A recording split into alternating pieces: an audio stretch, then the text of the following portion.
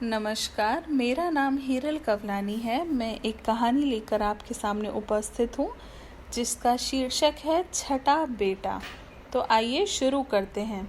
नारायण अपनी पत्नी दुलारी व 5 पुत्रों के साथ गांव ताजपुर में रहता था। 5 पुत्रों का पिता होने पर भी नारायण का जीवन दुखद था, क्योंकि उसके सभी पुत्र निकम्मे व महा आलसी थे। यही कारण था कि वे अब तक अविवाहित थे। नारायण व दुलारी बहुत दुखी होकर भगवान शिव के मंदिर में पहुँचे और प्रार्थना करने लगे। हे प्रभु, आपने 5 बेटे तो दिए, लेकिन सारे ही निकम्मे हैं, हमारा कहना भी नहीं मानते। इससे तो अच्छा था कि ये न होते। अब हमारी एक ही प्रार्थना है प्रभु, एक ऐसा पुत्र दो जो हमारी सेवा करे और आज्ञा माने। इस प्रकार प्रार्थना कर दोनों मंदिर के बाहर निकले। तभी उनकी दृष्टि एक सर्प पर पड़ी। उस सर्प की पूंछ का अंतिम भाग सोने से मढ़ा था। वह टकटकी लगाए सर्प को देखने लगे।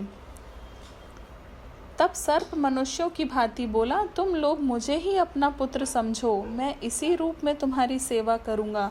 वृद्ध दंपत्ति को यह सुनकर आश्चर्य हुआ। वह उस सर्प से बोले, बेटा, इस रूप में तुम हमारी सेवा कैसे कर सकोगे?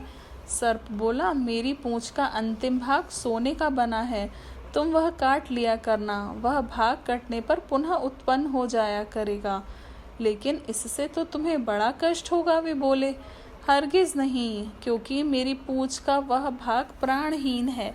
सर्प बोला, अब तो वृद्ध दंपति नित्य मंदिर में आते और सर्प की पूंछ का वह भाग काट कर ले जाते। यह नित्य का नियम बन गया था। धीरे धीरे उनकी दरिद्रता भी दूर हो गई। नित्य सोना पाकर वृद्धा उसे बाजार में बेच देती और उससे पैसे बना लेती। इस बात को उनके 5 पुत्र भी जान गए थे। वे वृद्धा से पैसे लेते और गुलछर्रे उड़ाते। एक दिन उन 5 ने अपनी माँ से कहा, माँ, तुम अपने छठे बेटे से कुछ अधिक सोना मांगो, क्योंकि हमें अधिक धन की आवश्यकता है।